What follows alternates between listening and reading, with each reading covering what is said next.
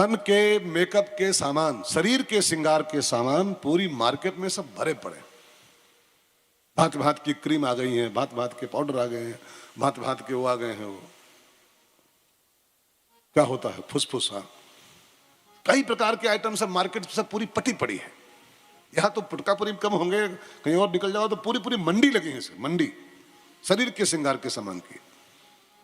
लेकिन मन के श्रृंगार का सामान जहां मिलता है वो दुकान जानते हो कहां लगी है? वो आजकल लगी है पुटकापुरी में, आजकल लगी हुई है आजकल। वो ये जो दुकान है ना, ये मार्केट बिग बाजार, ये खाली मन के श्रृंगार के सामान है मिलते हैं। ये फेयर एंड लवली और तो बाहर सब गधे पड़े हैं, लेकिन मन का श्रृंगार का सामान कहीं मिलता है तो इस पंडाल से प्राप्त होता है, यहीं से मिलता है। चेहरे का श्रृंगार करो लेकिन मन का श्रृंगार करोगे तब भगवान आपको देखेंगे। और एक बात और ध्यान दो भाई बहनों, भगवान को आप लाख देखो, लेकिन यदि भगवान ने आपको नहीं देखा आपकी ओर, तो फिर आपका कल्याण नहीं हो। तो कोशिश करो कि भगवान को आप तो देखो ही, लेकिन भगवान आपको भी देख ले एक बार, तब भला होना शुरू होगा। अब भगवान को हम देखते रहे, वो आंखें मूंदे रहे, तो कल्याण नहीं हो सकता। भगवान हमको देखे इसकी कोशिश करो। अब भगवान कब देखेगा? जब फेशियल नहीं मनीषियल कराओगे तब। ठीक है, कुछ बातें समझ में आ रही कि नहीं आ रही? आ तो रही। डॉक्टर साहब गला ठीक हुआ कि बैठा है? अभी बैठा है, इसको खड़ा कर दो गले को। तो एक बात इसमें और जोड़ना मुझको था, भूल गया, क्या कहने जा रहा था, छोड़ो, रपट गई बात दिमाग से। कुछ और बढ़िया बात सोचे थे आपके लिए, हम भूल गए। डॉक्टर साहब छोड़ो, जो भाग्य में होगा वही मिलेगा, जो भाग्य में नहीं होगा वो कहां मिलेगा, रपट जाएगा बुद्धि से। तो भगवान ने पूतना की ओर देखा नहीं। क्या कह रहा था मैं? हाँ, याद आ गया हो। भगवान की ओर आप देखो, कल्याण नहीं होगा, भगवान आपकी ओर देखे। एक छोटी सी कहानी, वृंदावन में एक महात्मा हुए, उनका नाम था गुरु शरणानंद जी महाराज। आज के 50-60 साल पहले बात। गुरु शरणानंद जी वो प्रज्ञा चक्षु थे, मैंने अंधे थे आंखों से, ये आंखें उनकी काम नहीं, अंधे थे पूरा फुल्ली। एक दिन वो स्वामी जी खड़े बांके बिहारी के मंदिर में, गुरु जी दोनों आंखों से अंधे, एकदम फुल्ली अंधे, और मंदिर में खड़े से हाथ जोड़े। तो तमाम उनके शिष्य लोग थे, तो उन्होंने पूछा, गुरु जी आप मंदिर में कैसे आए हो? मंदिर में क्या करने आए हो? कहा तुम लोग क्या करने आए हो? गुरु जी ने उनसे पूछा, तुम लोग क्यों आए हो? कहा हम लोग तो बांके बिहारी दर्शन करने आए हैं, क्योंकि हम लोग तो आंख वाले हैं, लेकिन आप तो सूरदास हो, आप तो देख सकते नहीं हो, तो फिर आप क्यों आए हो? हम लोग तो चलो ठीक दर्शन करने आए, लेकिन आप तो अंधे हो।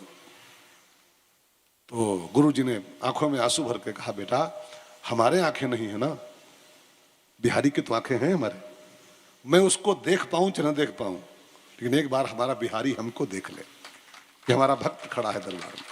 तो भगवान को हम देखें, ये बहुत बड़ी बात नहीं है, भगवान हमको देखे ये बड़ी बात होती। और हमको कब देखेगा? जब हमारा मन साफ होगा। भीतर अगर जहर है, ऊपर से कितना मेकअप करके आवा, वो देखता नहीं, इसलिए भगवान ने आंखें मूंद लिया। अब मैया उसको दे के चली गई, और वो भगवान को ज्यों अकेले पाई पूतना, ज्यों ही जसुदा की नजर बची, ज्यों मैया हटी थोड़ा वहां से, ज्यों ही जसुदा की नजर बची, झट दूध पिलाने लगी उन्हें, ज्यों ही जसुदा की नजर बची, झट दूध पिलाने लगी उन्हें। क्या हुआ न जाने इतने में, क्या हुआ न जाने इतने में, बाहर ले जाने लगी उन्हें, क्या हुआ न जाने इतने में। मैया थोड़ा हटी और पूतना भगवान को लेकर आसमान में उड़ गई। ऊपर उड़ते उड़ते अपना स्तन पान करना शुरू किया भगवान को, और भगवान ने भी दूध पीते पीते उसके कई चीजें पिया, खाली दूध नहीं पिया उसका, कई चीजें। भगवान जब कोई काम करते हैं तो एक तीर से कई निशाना मारते हैं ठाकुर जी पर। तो भगवान ने खाली दूध नहीं पिया, उसका पहले पाप पी गए सब, फिर उसका जो प्रारब्ध था, प्रारब्ध वो सब पी गए, फिर उसके प्राण पीना शुरू किया। पहले पाप पी लिया उसके सब, फिर उसका प्रारब्ध पी लिया, और फिर उसके जब प्राण पीना शुरू किया प्रभु ने, तब पूतना चिल्लाई। प्राणों को जब खींचना शुरू किया तो चिल्लाई, उसको दर्द हुआ, छोड़ दे छोड़ दे, सा मुंच मुंचाल मिति प्रभासिणी, चिल्लाई पूतना छोड़ दे छोड़ दे। तो भगवान ने कहा मौसी जी छोड़ूंगा तो जरूर, लेकिन ऐसे नहीं छोड़ूंगा। कैसे छोड़ोगे? कहा छोड़ूंगा लेकिन तुमको लोक और परलोक सबसे छोड़ दूंगा, सीधे परम धाम पठाऊंगा। अब मुझको गोदी ली हो, मुझको दूध पिला रही हो, तो तुमको ऐसे थोड़ा छोड़ूंगा, सीधे सारे बंधन काट के लोक परलोक सबसे आगे भेज के परम धाम जो मेरा है गोलोक धाम, वहां पठाऊंगा। और भगवान ने उस विष देने वाली पूतना के प्राण पी लिए और उसको सीधे परम धाम भेजते। जरा सोचिए कि विष देने वाली पूतना को जब भगवान परम धाम दे सकते हैं, परम धाम, तो जो प्रेम से भगवान को भोग लगाएंगे, कुछ सब्जी रोटी खिलाएंगे, दाल भात खिलाएंगे, कल्पना कीजिए, फैसला कीजिए, विष पिलाई तो उसको परम धाम दे दिया। तो भोजन बने, एक थाली परोसो बढ़िया सी और ठाकुर जी को भोग लगाओ। तो विष देने वाली को बैकुंठ, तो भोजन कराओगे, भोग लगाओगे ठाकुर जी का, तो क्या कोई शंका आपको है? सीधे परम धाम की प्राप्ति होती। इसलिए मेरी विनती है, घर में खाना बना करे तो सीधे खाया मत करो पहले। कितना भी जल्दी में कोई घर वाले हो, लेकिन खाना बन जाए तो फट से एक छोटी थाली लगा दो ठाकुर जी के लिए और ठाकुर जी को पहले खिला दो, उसके बाद चाहे कोई खाए, प्रसाद खाए, भगवान को अर्पित करो। जहर देने वाली को बैकुंठ यार, तो भोग लगाओगे तो क्या कोई शंका आपको है? इसलिए जब भी खाना बने, कोई भी चीज खाने जाओ, पहले भगवान को अर्पित करो। एक बार उसको खिलाओ, ठाकुर जी ले पहले आप खा लो। आओ भोग लगाओ प्रभु, अब आओ भोग लगाओ प्रभु, अब आओ भोग लगाओ प्रभु, अब आओ भोग लगाओ प्रभु। सबरी के बेर सुदामा के तंदुल, सबरी के बेर सुदामा के तंदुल, सबरी के बेर सुदामा के तंदुल, सबरी के बेर सुदामा के तंदुल। प्रेम सहित अब पाओ प्रभु, अब आओ भोग लगाओ प्रभु, अब आओ भोग लगाओ प्रभु, अब आओ भोग लगाओ प्रभु।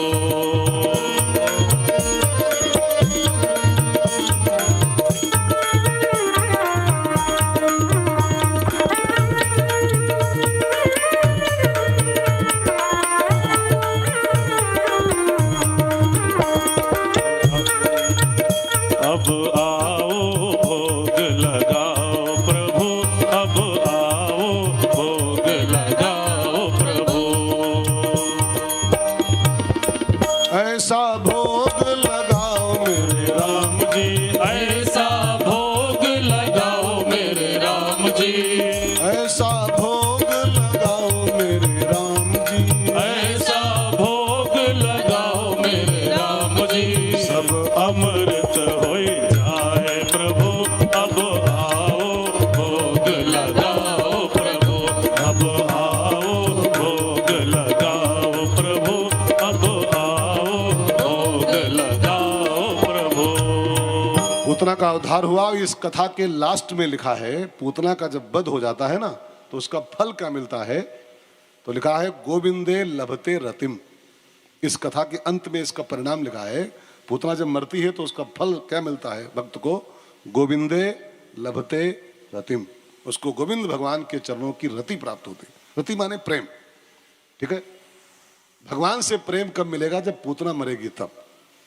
अब पूतना माने क्या होता है?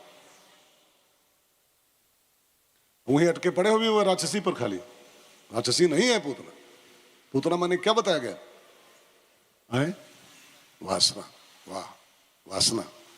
अब देखिए कितना बढ़िया सिद्धांत बनना कि जब तक मनुष्य की वासना नहीं मरेगी तब तक उसके अंदर भगवान के प्रेम का झरना नहीं फूटेगा। अगर चाहते हो गोविंदे लभते रतिम, गोविंद भगवान के चरणों की भक्ति का झरना फूटे, तो पहले अपने भीतर बैठी पूतना का वध करो, अपनी वासना को मारो।